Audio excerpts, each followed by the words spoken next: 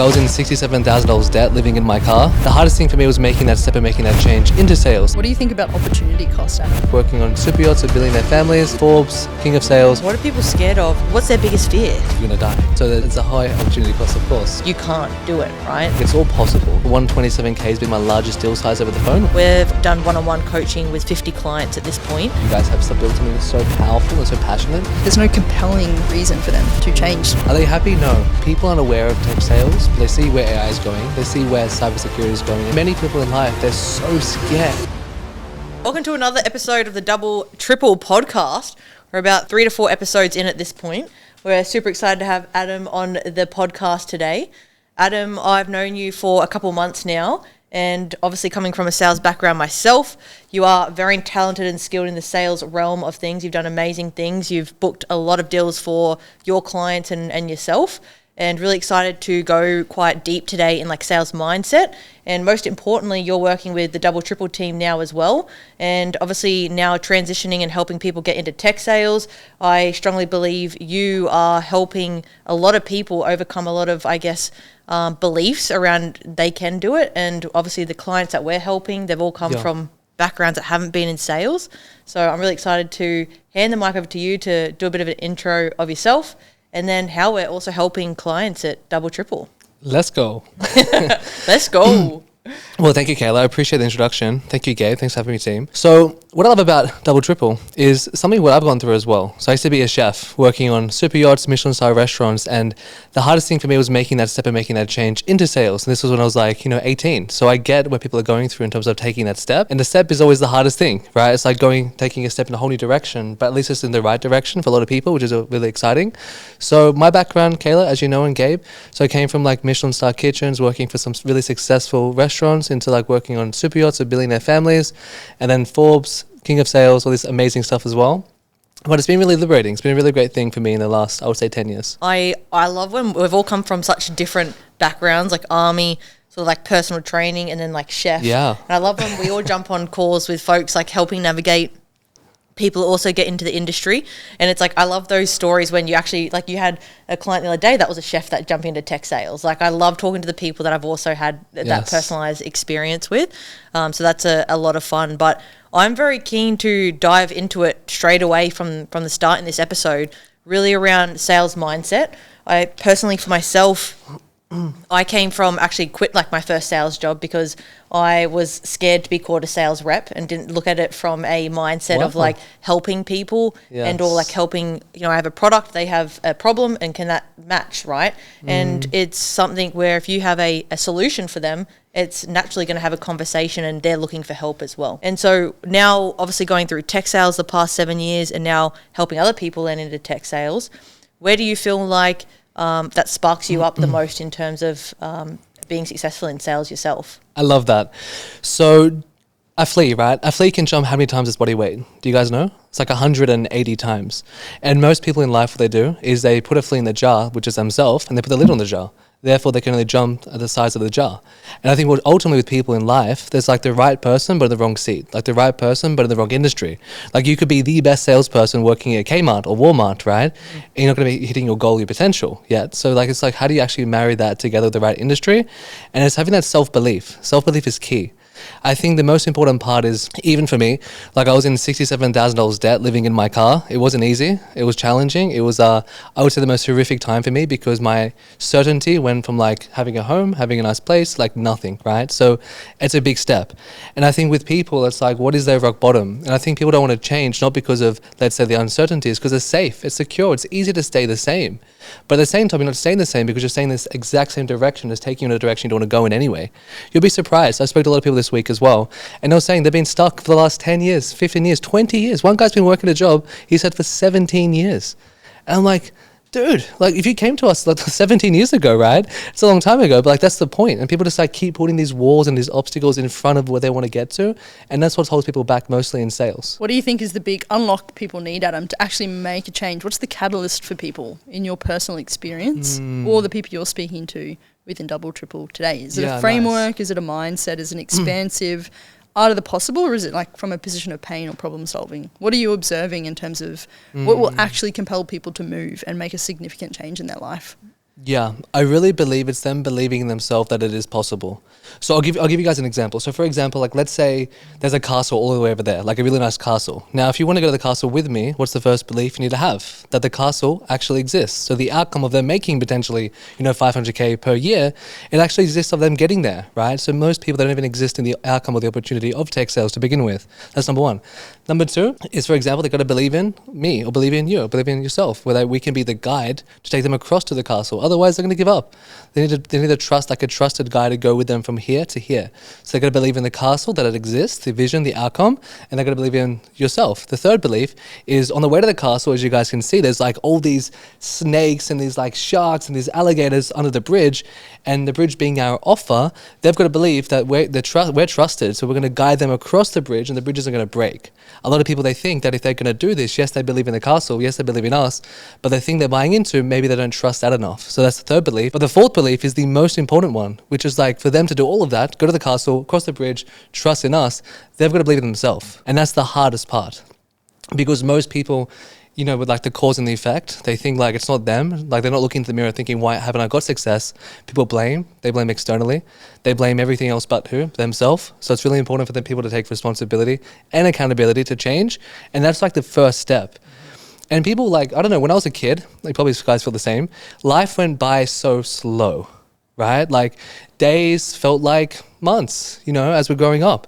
And now it's like weeks go by like days. And it's like time goes so fast, doesn't it? And it's like you have an idea about changing your life and getting into tech sales one second, and it's already been a year. And it's like, wow, I did nothing about it.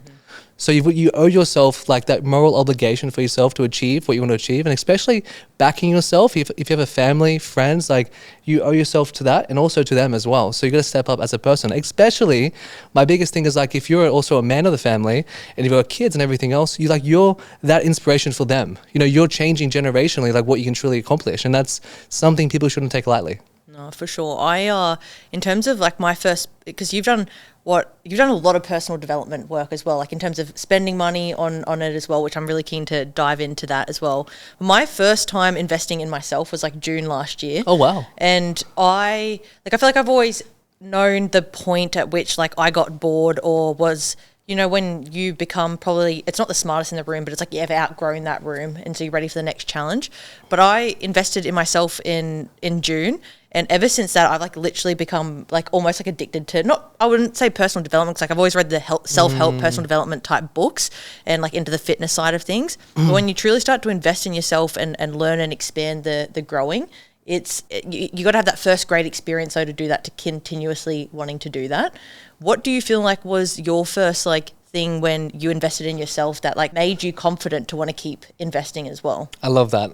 Can I quickly show you something? Yeah. Yeah, so I posted, this is actually crazy because I'm moving overseas, right?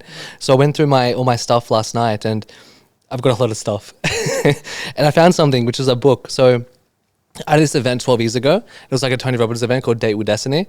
And I wrote this down and I literally read it for you guys. So so the question was, what type of person do you need to be to achieve what you want to achieve in your life? And I was 18 at the time.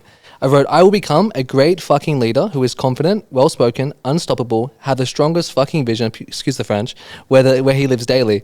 His values are growth, success, freedom. He inspires people every single day. He believes in changing the world and financial pain for people. He's driven as he wants the absolute best for himself and every person he knows, and nothing will stop this guy. This was me at 18. So I had always had the vision of more, like achieving more, becoming more. And I think the most interesting thing, right, is I learned very quickly, like with investing in yourself, it's like the best ROI you can possibly do, because you're surrounding yourself, you're changing your environment, you're just changing your perspective, you're changing your direction. Like I'll give an example, as Tony says, if you're wanting to see the sunrise, and if you keep sprinting west to see it, it doesn't matter how much you go west, the sun doesn't rise in the west, it rises in the east, right? So sometimes the direction, the shift, that perspective is the ultimate lens you need.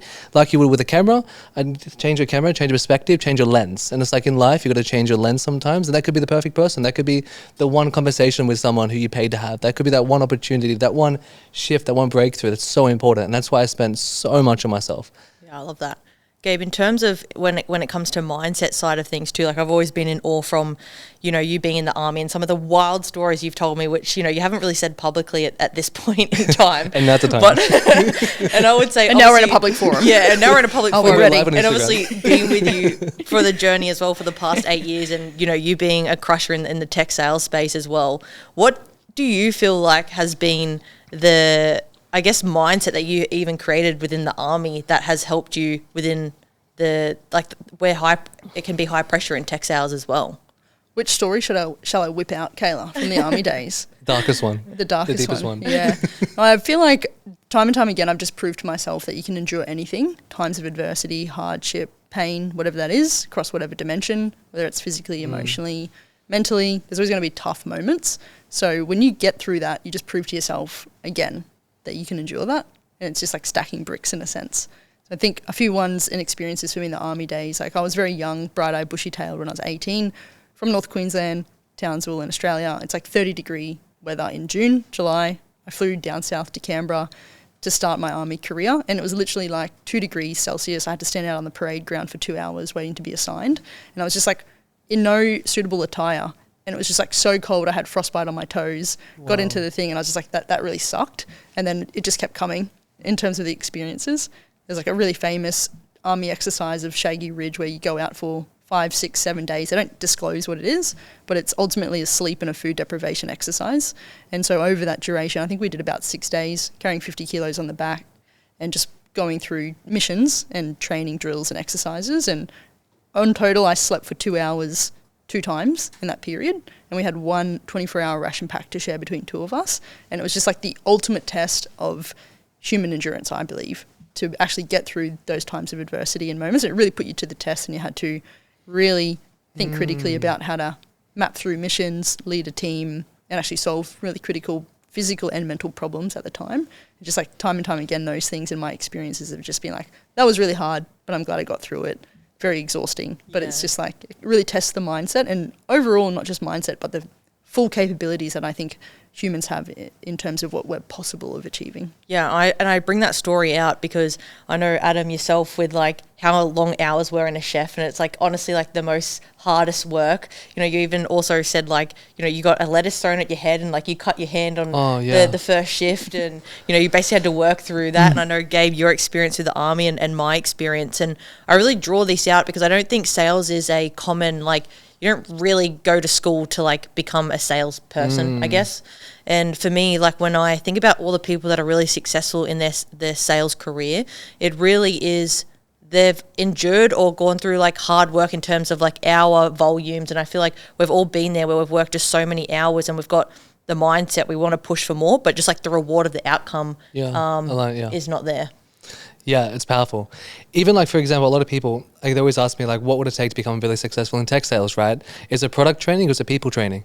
And for me, it's like, you've got to be that person. Like there's a level of hunger that a lot of people have inside of them that like they want more. If you've got that, put that to use and put it into the right industry, because many people, they don't put it into the right industry. Normally it's like, you know, go to school, you leave school, you get maybe like a trade job. Your dad was an electrician, now you're an electrician, and all of a sudden your kids are an electrician. Like you've got to break the cycle. Totally. I actually remember like in our household, it was like I almost felt like it was like you would be a manager at Coles or Woolworths, and it's like I couldn't even fathom what was like else was out there, right? And so it totally is true. It's like it's always that catalyst for someone to break the cycle in doing that next thing. And I think from knowing, you know, you both very well, I think we've all probably been someone in the family that has broke the catalyst to go and do something different. Break the cycle for sure. Yeah. What about examples of learning from like what not to do, or examples of what not to be? I find that's like a really big input in my personal experience. I'd be keen to hear from both of your perspectives too, but you can have really good examples of things like I want to replicate that. But I've also learned a lot from other people or examples or philosophies of like, this is actually exactly what I don't want to be, what I don't want to do. Yeah. Have you had experiences like that? Well, I just remember, if I think about like the best managers I've had to work for and the best leaders, I've admired the best leaders because it's like I definitely want to take those traits, but I just like remember 2 bosses I've worked for, and it's like the last, like I would never want to manage someone like that. And so it's totally right. Like you take the parts from the people that you don't want to be. And I know from that experience, it was like very much micromanaging, control, and probably in a sense, like I was escaping that, whether that was from growing up or whatever as well. So I knew as like even a leader, and it's funny that you mentioned you just wrote down you wanted to be the most successful leader or along those lines. But for me personally, like I want to make sure I'm empowering the team to do things autonomously as much as possible as well. And that's hard, right? Because I know I don't want to be caged, micromanaged myself. But then when you are a founder or operating a business, you got to have somewhat control, but you got to empower people as well. I love that. And great question, Gabe. I think for me, the biggest thing is a lot of people, they see me, which I don't disclose so much transparently, but like a lot of people, they see me like Forbes, King of Sales, Today Show, all these things that I've done and accomplished. But for me, it was never that way for me. So I remember this exact day. My dad and I, we went to Red Rooster at the time when I used to... Red Rooster? Yeah, it's a long time ago. 11 years old. So good. Sponsored by Red Rooster guys today. Enjoy. And it was basically in the drive-thru, right? And I think it was like maybe 10 or 11. And I went there with him, and then we sat in the car, and then we kind of paid, we're about to pay for everything. Then he stopped and said, hey, I've got to quickly go around the side. And I remember the exact day because he was sitting down, he was like freaking out a bit. And so I trying to find money in the car, like loose change and stuff. Like his cards weren't working, right? So like he just like basically had the 7-Eleven cup like literally in the middle of the console, pulling out all the change and just counting like 20-cent pieces of dollars and everything to pay for dinner that night. And I don't know, for me there was like a very clear line in my mind of like, look, I appreciate that, but I don't want that. Like I can't have that. And that's why I've got this energy inside of me, even though I was living in my car and probably won't live in my car again, I've got this energy inside of me of like, hey, I don't want to have that ever again. And that's why I work so hard and so relentlessly, because I cannot have that. So it's like always, like I always say, you've got the two motives in your mind. You've got pleasure and you've got pain, right? So for example, like in this room right now, imagine those two things. Imagine there's a donut, like an amazing donut that you guys will love, I'm sure. Sponsored by Celsius, like an incredible donut. And then also there's a lion. So let's say we all love donuts. We want to run towards a donut to eat it, but we also probably going to run a lot further away from the lion because the lion's going to like fucking kill you, right? So it's like pain is always going to be that driver for me because it's a lot powerful. It's a lot more powerful in my mind because I want to achieve that. Yeah, I totally agree. I am definitely, if you think about running towards like, I don't know what the word would be. The donut. Yeah, the donut. I'm definitely driven by more so of the pain and the fear of like not reaching my potential or just even going backwards as such. Yeah. But I think also like, you know, if you can go back to where, I don't really feel like I could go back to any worse of where I've come from as well. So then it also makes me more driven, takes more risk because I'm just like, if it's going back to there, it's like because then now we've got the skills and things like that. I am confident to be able to get back to where I am as well. I'm super curious in terms, Adam, of the deals that you've closed in your life and everything. What was the deal? You know, obviously everyone has their first deal as well. Do you remember your first deal and which one made you change your mindset or even like fall in love with sales? Because I don't know if you loved sales straight out of the gates or that experience, but I'd be curious to know about that. Yeah, I love that. So when I went to Tony Robbins, so I literally met this person. She was amazing at the time. She still is amazing, but she sells like energetic retreats. So basically she was Tony Robbins' personal energetic healer. And then the whole thing with that is interesting because when I met her at this event, we were chatting. And then afterwards we kind of kept in touch and everything. And there was this one day, she was like, hey, I've got this retreat coming up. Can you help me sell it? Like, what do you mean? And then she's like, yeah, let's sell it. I'll give you a commission. Like, I'll give you a percentage of the deal. And I was like, how much is the deal? And she's like, it's going to be, I think, 7K. I'll give you like 15% or something. I'm like, wow. So I remember the exact day. She had like 5 people that applied. I sat in the car in Manly. I was looking over the beach. Like, I remember the exact day. Because I'm used to, like, by the way, like, I think people look at it like, wow, I want to be making, you know, 500K, $1 million a year, all this type of stuff. But if you're used to making, let's say, I don't know, hourly rate of like, let's say, I don't know, $100 an hour, $50 an hour. If you start making like 1.5, 2K an hour with sales, it changes your whole perspective. It's like the light bulb moment that is possible. So sitting in the car, and I helped 2 people get started. And I think one person paid in full. That's why original PIF person in the club, PIF club. And then the second person paid a plan. And then for me, the biggest thing was this. So what I realized is it was a light bulb moment for me. I was like, wow, okay, it's real, it's tangible. And I got paid, I think it was like 2.5 or something like that, like incredible. And I was like, that was the moment for me. And then tie that with everything else I've done. I've had these moments of like, it is possible. Like 127K has been my largest deal size over the phone, which is incredible. It's coming. And it's just like exciting. It's exciting. It keeps breaking the mold of you. Like what's possible? Like it's all possible. You know, it's like it keeps breaking that mold for you, breaking that ceiling as we like to say in double triple. And it's important. Yeah, absolutely. Gabe, I know you've built out a lot of go-to-market teams as well and scaled companies from 0 to like 100 mil. But what are some of the leadership skills that you've been most proud of in your career to date? Gosh, there's so many. I think a big one from like professional education and also lived experience. I mean, obviously coming from the military, there's a very certain style, systems thinking. It's very like war gaming, mind mapping. And then it's, of course, like a very much a command structure, right? Like everyone is institutionalized in a way that it's like, you're doing a greater good, you're all executing towards a common mission, and there's a machinery around that really, really works for very good reason. National security, don't be killed, defend the nation, maybe deploy overseas, go into war zones. So there's a machinery around that command and leadership structure and philosophy that works really well. Though I learnt principles of leadership in the army that really came through me through even my corporate experience, and even just first one being like be proficient. So have a competency level where you know the information, the details, so then you can make the right decisions. Know your team, develop others, empower others, these sort of attributes. And then also like just macro, more systems level thinking, so then you can think about both the tactical, the operational and the strategic layers to leadership philosophy as well. It's powerful. I think also like in the corporate domain, it's just like all of that got thrown out the window too, because it's like rogue operation. It's like private sector culture is very different. It's very commercially driven. So then the modus operandi and also the camaraderie is probably non-existent, and it's very, very different, particularly in like a sales environment. So that for me was like a big culture shock, but adapting leadership style into that environment. And also like the best business leaders in the world and some of the best business frameworks and building businesses come from the military. There's so many of them, right? So throughout history. But I do think other constructs and stuff, it's just like, it's all about people at the end of the day. And I think having the right nous to really judge people's characters, put them in the right seats, and then always like an element of like upskilling and moving towards that common goal is really, really key. And I think above all, it's like communication really trumps everything, making sure like people understand like your intent, what you see, everything from vision to like day to day. And I think in the information world that we live in today, things are 24/7, it's always on. And it's like you got to use also tools and digital technologies available to you to also like, you can sort of see the adaptive way like a business will move and operate. But I think at the core of it, it's a lot about the heart of the person, knowing what motivates and moves them, and also like what their capabilities are to really empower. And it's also like the strengths-based coaching has been a big one for me, and like transformational leadership in those sectors and those environments, because it's like if you can harness people's individual creativity or energy, they're going to go a lot further along than maybe something that is a contrasting example. Mm-hmm. Absolutely.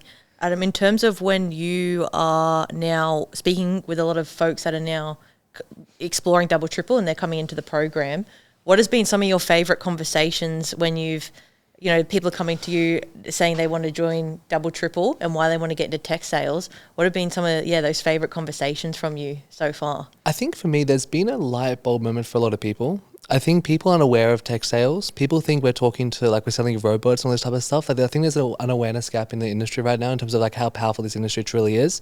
So I think the conversations to me is when we're having these conversations, we're chatting, we're going through everything. It's like, wow, okay, well, I had no idea. There's a really common thing that I see in the industry a lot, and especially chatting to a lot of people, that's the right person but in the wrong seat. And it's so relevant and so simple, because people are just falling into jobs when they start offers and they start opportunities and working in let's say the workforce, but actually having thought behind it, cool, I've got this amazing skill set of selling. It's taking that skill set and putting it into something that's more powerful, let's say tech sales, whether it's AI, cybersecurity, cloud, SaaS, all these things. It's so powerful for people, but it's that penny drop moment, which is really important. And I think that's the moments I try and capture on calls. No, absolutely. In terms of, being in the industry, Adam, in more of the biz ops and the info space, and then also being in sales in general, what do you and then now working with myself and Gabe in the tech sales industry, what gets you most excited about the tech industry as well? I think the most exciting, the most passionate thing with this whole project and working with you guys, I think it's obviously, I always say a fish rots from the head, and the leadership qualities of a company and the founders. Obviously you guys have built something so powerful and so passionate, and you've got this essence of how we truly get results for people, not just short term but long term, and there's a lot of care. We did a webinar last week, I think it was Gala, and I definitely know we did a webinar last week. I was on calls all week. So we did a webinar, and it was just incredible, the amount of people that told me hey, look, I love the vulnerability of what we're doing here. I love how it's unique. I love how it's integrity, it's authentic, and that's what's really important for me. And that's why obviously we're doing this together, which is really exciting. So I think with my passion around what we're doing, it's an opportunity. It's an opportunity people don't get access to. People don't even know how to get access to tech sales. They have no idea where to even start. I spoke to this one guy, I think it was last week. He applied for 400 jobs, and he got 5 people that responded. From those 5 people, one person offered him a salary, which is terrible. And it's like, that's tech sales. That's like applying for jobs online. So it's like, he doesn't understand how to do it. Yes, is he capable? Of course he is. He's going to crush it with us, but he didn't have the right resources to do so. So it's kind of those like moments of like, we can actually truly help these people. And that goes way beyond anything else. Yeah, I think to your point there as well, like we have people that have, you know, come to us and they've been literally applying for roles, or they haven't been able to land a role in 6 months. And Gabe, I think what's really cool on the fulfillment side, what we've lived through the past 7 years, like plus in the tech industry, but then now we've obviously done one-on-one coaching with 50 clients at this point. And so we're helping people land the roles, and we've officially launched like an app, a part of our service. Are you able to share a little bit around how that's helping these people that may be applying for 400 roles with what we're doing at Double Triple? Yeah, for sure. Before I jump into that, I just wanted to mention something which Adam inspired a bit of a thought around, which is what we were saying before about breaking the mold in terms of like the pattern. You break the pattern in the family, or you want to achieve something greater and bigger for yourself. I do really see at the heart of it for Double Triple, like fundamentally we're solving like bigger problems, you know, even just in terms of like income inequality or access to the industry.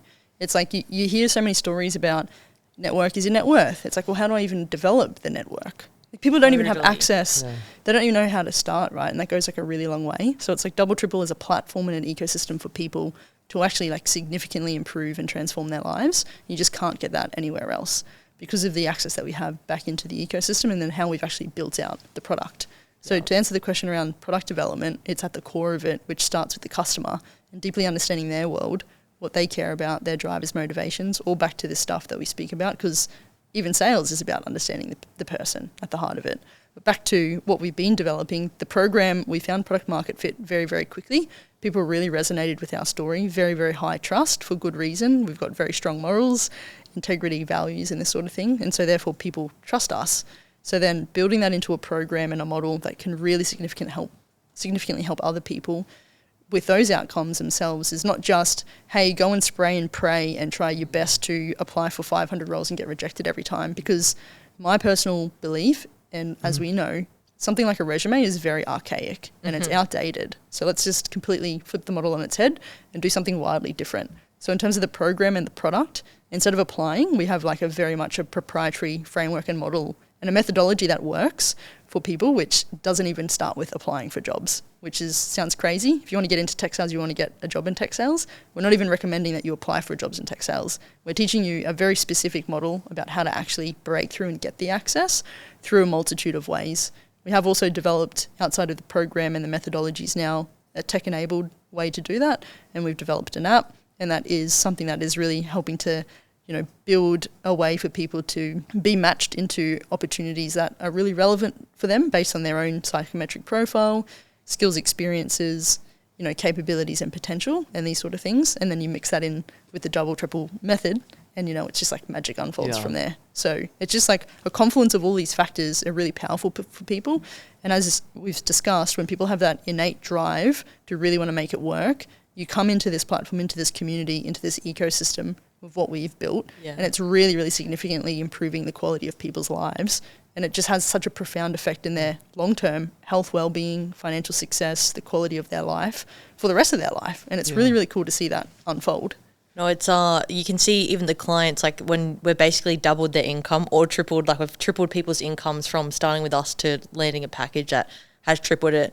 And you can see even like, we're obviously leading a lot of the coaching, but then back into the community. When people literally double or triple their income, like you can see how like pumped up they are. And they're like, they're getting on calls with all our clients. Like they're almost being like mentors to then people jumping into the program. And then that whole flywheel effect of once you land in a company, then you have the network, they refer you in. And it's just like a big flywheel effect of the community that we're building. It's contagious. Big time. Big network effect happening in real time.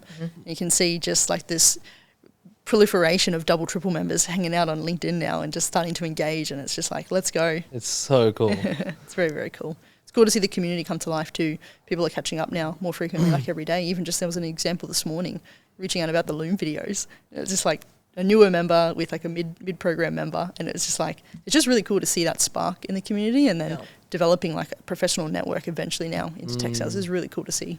Yeah, it's we did like a whiteboard session this morning that will be out on YouTube in a couple of weeks. But I think it's actually crazy to think there tech sales is like a bit of a, like, obviously we're in the world of tech, so we live in literally the bubble of tech. So it's like everyone I sort of know and work with, it's just like that's all we speak about. But obviously growing up in the Hawkesbury and growing up knowing no one in tech, we are still really just at the start of this with the AI boom, with ChatGPT, that being the consumer-led part that actually has made everyone open up to tech sales as an industry to get into. And you can see it's becoming, 2.4 million roles are going to be created by 2030 just within the tech sales space. And it was, to your point, Adam, around running the webinar, last week, it's like, how could we forget? That was such a milestone for Double Triple. I've been starting to post about it since sort of January, tech sales, and we had 500 people register for that. And it's incredible to think all these people are really interested in sort of jumping into that industry. And I think because they can see themselves, where tech is going in the future, and they want to be a part of that 1% as well in the industry. Yeah, and I think the writing's on the wall, right? I think with, like, for example, the biggest regret people had was crypto, as an example. If I invested in crypto in 2012, how much money would I have now? You know what I mean? And I think the second time around, they see where AI is going, they see where cybersecurity is going. It's like, hey, maybe this time I got to take that step and I got to take that chance, because last time I didn't, I missed out on like a massive opportunity. So it's also thinking about that as well, which I think is really important. What do you think about opportunity cost, Adam? You're speaking to people. If you don't move today, you're going to be in the same position a year later. Yeah. What's the opportunity cost of indecision? It's powerful. For example, if you're looking to go to 2 restaurants and you choose none, you're not going to eat. You're gonna die. So it's a high opportunity cost, of course. So it's very dramatic. It's very dramatic. But people need to be dramatic. I think people need to be like kind of shock up a bit. I think there's people like living in the comfort zone of life. They get used to like going to work, jumping in the car, being in traffic, getting just enough money to survive, enough money to pay their bills. The government pays, like, they pay for the tax, like everything's just like that, right? Are they happy? No. They go home and then they go to their wife or the husband and say, hey, how was your day? And they say, it was really good, it's great. And then deep down they're dying inside because they hate their life, So these people need to be spoken to, because there is a serious thing there. And I think people live in that comfort zone of life, and I think it's important. So dramatic, yes, of course. I think we need more drama. Well, let's go there. Let's go. Let's get the theatre going. I couldn't agree more. I am full of drama. The dramatic was a compliment. Of course, they're really with royalty over here. So. What would you say, Gabe? We're 4 months into building Double Triple. We've had a lot of client wins. What would you say are the folks that are like basically straight out of the gates? People are landing roles within 2 to 4 weeks. What would you say those people that are landing those roles quite quickly are doing different, maybe to someone else in the program? It's building the inertia through the action. Just hitting the ground running, and the hand on hot stove, just learn by doing, maybe a few stumbles and failures along the way, but just get up and keep moving. I think there's a tendency to, because we have an abundance of information and we've also built a platform where there's a lot of resources available, people can get a little bit of analysis by paralysis, which I think we can all get stuck into sometimes. But when you have the big shiny North Star of like really making an impact, you can a lot of the time zoom out to the 50,000 foot view and be like, what's actually the most important thing I can do right now? When you prioritize the action and the inertia, I think that builds the momentum for people. And then it's like the energy thing, right? Yes. Get around each other. Like I remember Blake is a really recent success story for us. He's been 6 years in real estate in Sydney, earning about 80K a year. And he's just landed a standout BDR opportunity at possibly the most exciting hypergrowth cybersecurity startup vendor in the world right now for 170K OTE after 3.5-4 weeks in the Double Triple program. I remember sitting down with him on week 1 and talking about the strategy, and we had a lot of opportunities on the table. Like you can go to these Aussie startups, but he was sold on our Salesforce as well. Sold on Salesforce, the big tier 1 logo, right? Everyone gets excited about the big Palos of the world. But it's just like there's a lot to be said for getting that seat on the rocket ship and just really backing yourself. And it was almost like, he was doing a really good job multi-threading that we teach, really learning from other people in the industry. But there was a very specific, there's a golden window of opportunity to go right now. And you need to I said to him specifically, by this time next week, you need to be in at least 3 interview funnels. Like you have to do that because you'll start to build the momentum from there. And then it just all snowballed very quickly. So I think there's definitely like a decision point for people in the program of like, let's get a little bit of orientation as to where we are, where we want to go, but can't overstate the fact that doing the thing really helps you to learn. And there's a bit of inception in the program too. By the methodologies we teach through outreach, it's a core skill in tech sales as it is. But when people get going, I think they hit a point of no return pretty quickly, and then things start to really open up for them. Yeah, absolutely. I think in sales, we're all going to hear no, we're all going to lose deals, we're all not going to get deals. And like, obviously going through the interview process, you're going to potentially, some people get jobs straight out of the gate, but like most of the times you have the 3 or 5 interviews that you're going through, and you're going to hear no, and you need to take that feedback. And I observe obviously now 70 people through double, triple, and it's just like, you can't be afraid of not getting the role, because like when you land a sales role, you can't be afraid of getting a no as well. Yeah. So it's like it's at a great time to start practicing potentially getting the no's or the feedback. Yeah, it's powerful. Rejection is powerful. Yeah, exactly. And Adam, I'm super keen. Obviously, sales, I think, like whether it's communication or following people up, or, you know, whatever the skill or element is, what do you think makes a great sales team and also a great sales rep? So I think there's 2 things. So I think there's finding like A-grade players. So high performance and great values. So if you have like a high performer in your team, but they have really bad and poor values, then they're not going to be culturally good, and they're probably going to just either remove themselves or someone's going to fire them ultimately, even though they're a good performer, which are the hardest ones, but they're the ones that are going to kill your business. We have someone that's like, they don't perform and they have great values, that's perfect. We can be friends with them, we can go for coffee, but they should be working in your business. And there's obviously other ones with like low performing, low values.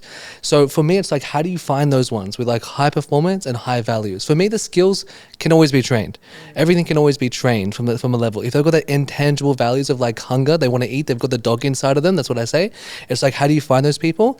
You got to model them. So leaders always eat first, right? So like for me, it's like, hey, how do I prove it to people? How do I set the biggest records in the company so people are like, wow, okay, that's what's possible? Because that's like, we have to lead first, and that's what's really important for me. So it's like building that and then starting out like a really good training sequence, which I think is very important. Yeah, when Gabe, you've like had 30 people roll up to you in sort of like a leadership perspective. Adam, you've hired, I don't know, hundreds of reps. What would you say is the thing, like when people are going through, I know a bit different in terms of like the segments of when you're hiring sales talent, but what would you say are the things that you're looking out for when you're actually hiring people? Yeah. And how can you cut through the bullshit if they actually have the dog in them? So 4.5 years ago, I had an offer. 5.5 years ago, and I was selling this offer. We had 2,300 students in there. It was really incredible. Between $6,000 to $8,000, went from zero to that. And there was this one guy. He came to me and he said, "Look, I don't really know you. I'm a student in the program, but I need to learn from you. I was still thinking about our call that we had that you closed me into like weeks ago, and I just need to know." And I was like, "Man, you're in Melbourne? Okay, fly to Sydney." I just said it. Like he wasn't going to fly. I just said it, and he flew to Sydney. And I'm like, okay, this is cool. And I was like, "Look, man, I can't spend time with you today. Like, I'm so busy." I just kept thinking, like, he's probably going to opt out somewhere somehow. I'm like, "I'm on calls all day." He's like, "Dude, what's it going to take for me to be in the room with you while you're on calls?" And I said, "If you want to come, just be in the room for sure." And that was like a really big day for me. I think I closed like $56,000 or something, like in front of him. And you know that movie, Wolf of Wall Street, when Jonah's like, "If you just show me how much you make last month, then I'll leave my job and I'll go all in to working with you." That was that exact moment. And I was like, this was really cool. So he left his plumbing job, let's say in Melbourne, and I told him everything about sales. It's really funny. On the sales call, I sometimes say, I said to him, "Dude, in 6 months from now, the only problem you're going to have is when we're celebrating together in Watson's Bay Hotel, which is a hotel in Sydney. You're going to say, I can't decide whether it's a pina colada or a tequila shot or something." I said something like that. And we literally sat down in Watson's Bay Hotel, not strategically, just randomly. We were there literally about 6 to 7 months ago from that one moment. And I was like, wow. So he had what many people don't have. He had the hunger inside of him. He booked a flight to go to someone, like, who am I? You know, he booked a flight to go to some random person's house to sit there the whole day, unpaid. He wasn't getting paid. And he was watching me. And it's like, wow, there's more to life. Where people in life and sales at the moment, there's like 8,000 plus people being certified a month. People don't have that in them. They don't have that level of going all in and backing themselves, you know, like, and that shows in the industry. The amount of times I have like onboarding calls. I was working with Ty Lopez years ago. We had like, I think 150 people jump on the onboarding call, but we had like 1,000 people register. And it was like, those 850, they didn't even get to the onboarding call. They didn't even get to the orientation call. Like, are they even like, you know what I mean? Like from that, it's just like, well, it's just the industry. People don't follow through, you know? For sure. People are super entitled these days. And I think even from, you know, a lot of people that are wanting to even jump into tech sales and they've had 15 years experience maybe in a different industry as well, even though tech sales is a completely new industry. And I overheard Ben say something in the podcast before. It's like Ben had come from really experienced salesperson, but then he took sort of like that hockey stick to go sales development representative. And it's like, even though you're great at sales, you don't know the SaaS sales world. And it's like very different from any other sales industry. You still got to kind of learn the ropes, the different methodologies and the way things operate. And so I thought that was really cool. But Gabe, in terms of like how you look to hire folks as well. What do you look out for when you are hiring team members? Definitely think it's like the integrity and the character piece as well. And just like, do they show that element of like, do they have what it takes to, it's like not accepting the status quo, similar to what Adam's saying. Yes. It's just like, are they serious about, are they doing the things that they say they're going to do? But they don't accept the world for what it is today, because it's just like we can really shape it through our actions and what we do. So I think like the culture fit has always been really big for me. It comes down to like the character and the values, morals of the person. And then just like, do they have an ability to just see where we're going and just like that broad, expansive thinking about the vision and like making it happen, because there's like a famous quote about everything was just someone's idea. And so that's a very powerful thing to actually build, a better future. So looking for those characteristics and sort of the psychometrics, but also like the behaviours and the actions from people too. I love it. Anything else, team, that we wanted to cover in today's session? I just think, like, answering question before, people always get in their mind, like, what if it doesn't work? Or what if I fail? Or what if I go all in and I don't get the result? Just in life, just in general, with tech sales, whatever it is for them, but they always have that mindset. And I want to touch on base with you as well with rejection, because rejection for me was interesting. When I first faced rejection, I was in my principal's office when I was 15, and he was just looking at me, and he's like, I'm just trying to sell him back to why he shouldn't expel me, right? And I got expelled. So, like, that was my first in-your-face rejection. I was like, wow, I built my life, my friends, my family, all this other stuff, and I had to leave that school to get obviously went into chefing. And that was my first level of getting through rejection at such a young age. And I think many people in life, they're so scared. They're fearful of like, what if it doesn't work? The question is like, what if it does work? What if when it works? People have this fear in their mind. What if I fail? You're already failing. Like, you're already failing. You're already not achieving your goals. You're already not achieving your happiness. You're already not supplying to the family like you want to. Like, you're not being there already. It's like you're already failing.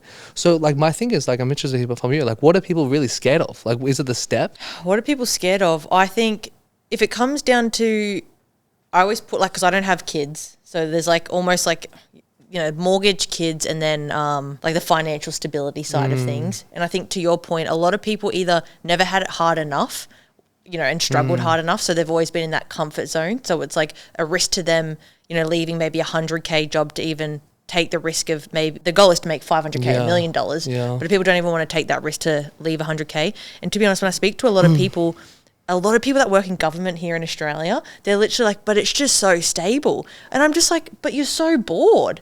And so I think, but then people of those have like maybe the kids or the mortgage. So they have that part. But I really believe people we're all in this world. We all want to hear like good things about ourselves. Yes. And I just really think people can't handle being told you're ugly, like basically. Yeah. And so if you can actually overcome that fear and, even just like posting online or when I had, for example, when I got fired from the NRL, like that was my probably first like real rejection. Because up until that point, like though I struggled through school and learning, I navigated things okay. But when I also got fired from that was like a real embarrassment moment for me as well, right?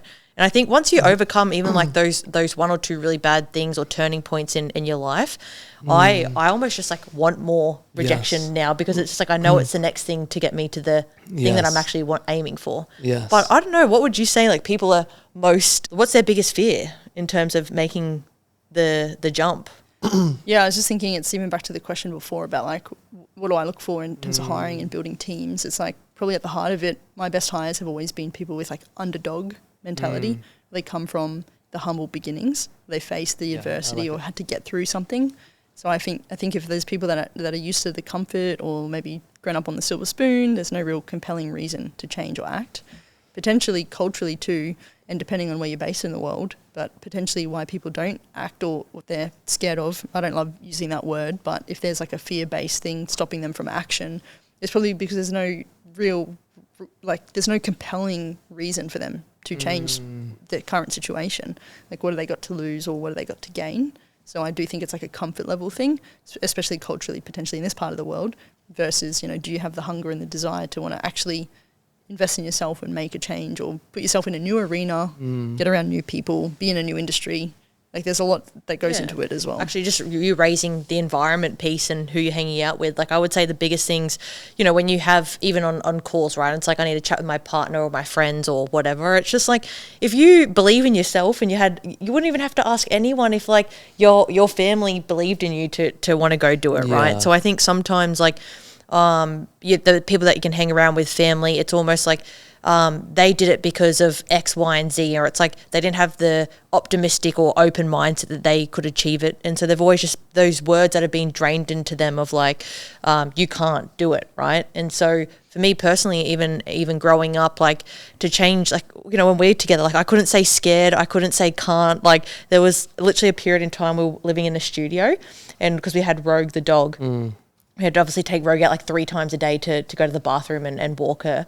The deal was like if I said the word can't in the house, like C-A-N-T, if I just for disclosure, not to be confused, it's another word. If I literally said that word, I had to go take Rogue down to like go to the bathroom, right? And I think it took me about it was like 3 or 4 months. It was a good couple months until like I officially eradicated that from my language. And so it's like picking those words out, and once you start eradicating like the language that you use, it's actually mind-blowing how it starts to transform how you see the world as well, like because then you can pick up like when I hang out with certain people now and it's just like pessimistic or they're using that word, it's like it zaps the life energy out of me so badly. It's so crazy because when I was one of my first things I was selling was I learned hypnosis at like a really like deep level, hypnotherapy. So I was helping people quit smoking, right? So like it was random, so like I was helping people quit smoking, like a Zoom call. So I was getting people to jump on a call with me. I think I had about 24 people I helped quit smoking. So this was like years ago. And there was this one guy that reached out to me and he was like, man, I don't know who you are, but like we kind of met at Tony Robbins and I'm on something a lot more than smoking. Like he was there, like, so he's like, look, I'm going to fly to Brisbane and then do a session on me and then like, can you help me? And there's a part of me that's like, you know what? I would say no, because I'm like, quit smoke, I'm like, that's too much for me. But then I'm like, you know what, at my opportunity cost, like for him, it's like, how much is his life going to transform? Like, what if it happens, like he's obviously got a kid on the way, he's got a wife, he's got all these things happening. Like it's my obligation, like my moral obligation to help him because there is able to change and I can be that person to change him. So he basically flew me to Brisbane. It was really exciting. And then it was like an empty house and he was like, he wasn't the best shape at all. And then what I did with him, I got him to close his eyes. And I think many people here, they don't do this today. They don't look at their life from like a subjective POV of like a helicopter view of like, you know what, I'm here now. If I keep going, I'll be in this direction, which will be failing. If I don't change, I'll be here making this much money. Something has to change. They just get into the mundane. Like life just goes by, like I was saying before, like that, right? So this guy, literally, I got him to close his eyes. I said to him, dude, you're doing this thing. How long are you doing it for? It's like, I don't know, 4 years or something. I'm like, wow, okay. And what's it cost you already? And we went to this really deep part of him where he's like, wow, like he's imagining, like he's giving his wife sharing about like what happens at his funeral. Like we went deep and he's like, oh, my husband won't be around like because he made his decision, his kids are growing up without a father, all these things I'm putting into his face. And he changed and he's been clean since. Because he got to the point of like, I need to change, I must change, I have to change now, and that's why I changed. Yep. Right? People don't have that today. It's like, yeah, it's comfortable, it's all good. Yeah, I'll do it next week. Next week turns into next month, next year, next decade. They're never doing it. Yep. So I think if you have that mindset of like, you know what, if it sounds good, if it looks good, if it feels good, 3, 2, 1, yes, that's when you do it. Because then it feels good entirely. If you don't make a decision when you're motivated or you're inspired, you're never going to make it. In terms of, this is more of a personal question in terms, you don't drink alcohol, do you? Is there any reason to that, or did you make a decision to not? Like you haven't drank in like a decade, have you?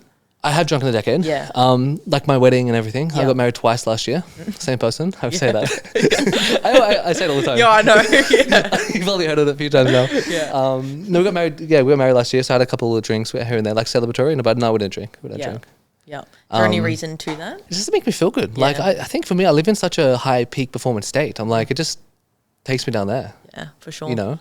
Yeah, absolutely. Why don't you drink? Why don't I drink? Well, I mean, I drank from year 7, year 8, year 9, and then obviously... Year 7, wow. Yeah. Well, how old were you then? Like, well, my parent, like I basically, you know, I wasn't living with my parents split when I was like 3 for alcohol, and then basically moved in without my grandparents. So it's like definitely like addictive personalities or being around alcohol, just like seeing the chaoticness that brings with alcohol. But obviously with like year 7, year 8, year 9, it was almost like just wrong crowd and like wanting to be a part of the cool kids and doing all that. But I haven't really drank alcohol since 18, 19 years old. Like I had, obviously went out on my 18th and had a few nights here and there. But really from meeting you as well, we've had a few drinks here and there, but you've been like completely 3 years sober. And for me, it just got to a point where like I don't think about it anymore at all. But I could just tell the destructive path I could have gone down. Yeah, you made a decision. You visualized in the future what would happen if you kept going. Oh, absolutely. Like it was definitely at that point very young for me. And so it was like fully eradicating it. Like I could not have just a few drinks in that sense. And then, you know, I also didn't end up really liking it as well, but then it got onto the harder stuff and it was always something for me. And it's funny that you talk about hypnosis because I did like my first hypnosis in... With me? No, not with you. With in what was like a year ago, more than 14 months ago. Oh, wow. And because I knew I was going to quit chewing gum, which sounds ridiculous, but it was like, because that was it was alcohol, then it was smoking, and then it was... It's being something. Yeah, it was always something. And then the last thing for me was chewy gum. And so I remember me and Gabe sitting down on the beach, and I said to Gabe, you know, because we've been together for 8 years, I said, like, what's one thing, you know, that you want me to do to improve in our relationship? And Gabe has never ever said anything to me about chewing chewy gum. And I knew I ate a lot because I would have like a packet a day. It was like an anxious thing for me. It was like a comfort thing for me, like everything. It was like my safety blanket. And then Gabe was just like, please don't have chewy gum for a year. And it was like, you know, that 3, 2, 1 yes thing. It was like, it was so confronting because Gabe's never asked me to like really do something. I was like, shit, this means a lot to her, which sounds ridiculous. And I didn't have, and I was like, okay, I need to get into hypnotherapy. I need to like it was full getting ready for before the year started, but it was cool. Like I'd listen to like these 3 15-minute videos, like everything around, you know, why I would have it, why I didn't need to have it and everything. And then went the whole year without having chewy gum. No, I love that. That's powerful. Yeah. That's really powerful. I want to touch on something. So back to like, I'm a firm believer, if you don't make a decision when you're inspired or you're motivated, you're probably never going to make it. And for me, when I went to one of my first Tony Robbins events, I was sitting in the crowd and it was like literally crazy. So I was sitting in the crowd and like he was on stage. He's one of the best platform sellers, one of the best one-to-many like speakers of all time, in my opinion. And he was selling his next thing. And I was like, wow, I just spent all my money, it's $1,200 to get to the event. And he's selling on the stage for $10K. Now, the thing is this, I think if I was there, I was so inspired, I believed in myself, I believed in where I wanted to go. If I left that room without making a decision, I wouldn't have made the decision. I would have talked myself out of it. I think when people leave that place of inspiration, motivation, they go back to their comfort zone. And that comfort zone keeps them stuck. And instead of finding one reason to do it, they find 10 million excuses not to do it. What if it doesn't work? What if I fail? All these type of things. So in my mind back then, I was like 3, 2, 1, I had no money, but I asked the person next to me, who's like one of my best friends today, this guy called Carl, he came to a wedding in Brazil. He's incredible. And he actually lent me the money to go to the next event, which is insane. And then from that, it kept avalanching. And these decisions in time for me have just been, is it this way? Is it this way? 3 to 1, that decision. So when, even for me, like we have a lot of really incredible people joining the program. For them, it's like inside of them. It's like they want to do more. They want to achieve more. Totally. They want to hit that next level. They see a ceiling. It's like, you know what? I'm going to push it to the side. Just push it to the side. Like, and they keep pushing it to a point of like, hey, it's there. You know what I mean? Like you can't keep putting Godzilla in your closet. It's going to, at some point, it's going to grow too big and tear down your house. Totally. Like I know even, like Gabe would support me in anything I want to do, like literally anything. But there was, and we've obviously shared finances and, you know, whatever. But it's like, I remember it was only in January where I made like a pretty big financial decision to go like, I was just like, I'm all in. And I just couldn't even have the conversation or like think about anything else. Like I had to just purchase it to go all in. And it's just like, even where I am now from that one decision has like completely changed the trajectory of our life as well. Burn the boats. Burn the boats. You got to burn the boats to take the island. And also with a male, right? Like just to say, I speak to a lot of men coming through the program, which is incredible. It's like they're going to have 2 conversations with their wife. They're going to say, hey, is it okay? Let's say Susan. Is it okay, Susan, if I do this program so I can lead the family more, I can make more money? And then he's just going to project that uncertainty into Susan. And Susan's going to be like, send me the details. What does it look like? Is it a good decision? And she's going to produce all that uncertainty onto the person. Or the other conversation, which I really encourage people to have, is like, hey, Susan, guess what? I just drew a line in the sand. I'm stepping off with the family. I know we've been struggling financially. I know you've wanted to go on a holiday for the last 5 years and we haven't gone. So I've taken a step, not just for the family, but for all of us, so I can change generational wealth. So our kids are growing up not into a broke family, when we can support them going to a good school. 3 to 1, I did that, and you'll be proud of me. I'm sure Susan, in 3 months, when he lands the most amazing tech role, she's not gonna be like, look, I'm pretty disappointed, I'm still upset with you. And of course she's not. She's like, I'm proud of you. You know what I mean? Because you just did that for the family. And I think if people need to visualize that and think about that, because that's the true chess move they need to make to change. No, 100%. It's very exciting, everything that's happening in the double triple community, and the team that we're building is exceptional. And all the clients, like literally every single person that has come through is absolutely fantastic humans. Like, they all want to change their life. Yeah. They're all passionate about tech or making that next career move. And even the people that we're working with, because about 40% of our clients are already in tech, and it's just like so fun to surround yourself with like elite people. And I strongly believe sales is like the most highest performing thing you can do in your life, because it actually showcases, even if your bad habits are like, if you're not closing deals, if those bad habits are then trickling into other parts of your life. And I just believe if you want to be like peak performance and like earn the most money, like literally sales is the way to go. And it's a mirror, because you can work at a normal company and just do a normal job, and you can kind of just blend in and not be your best. But when the income's tied to like your performance and you, it's like you got nowhere to hide. Like, you have to be on your game. 100%. Any final words from yourself, Gabe Mazzano? Let's go. We started with let's go. We can end with let's go. Amazing. Thank you very much for joining us, Adam, today, and we'll see everyone in the next one.